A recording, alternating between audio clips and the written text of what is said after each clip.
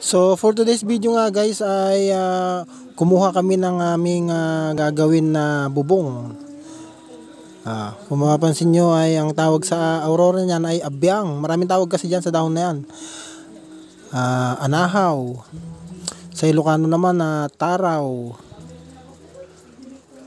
Bulong titaraw, kunada apo. Meron pa bulong tilabig. Yan ang mga tawag dyan. Anahaw. So dito nga ay sinisigpit. Ang tawag dyan ay sa Tagalog iniipit, ganon.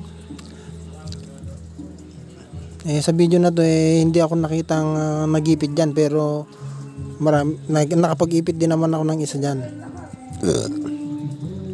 Yan, mapapansin nyo, yan ang may-ari ng kubo na aming gagawin.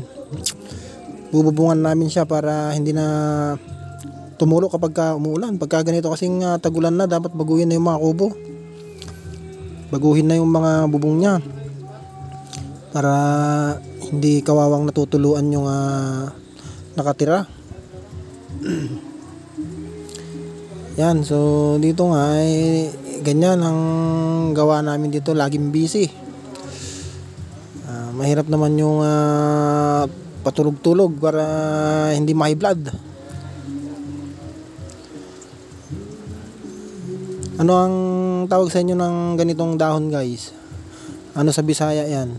Ano sa Bicol? Ano sa Ilonggo?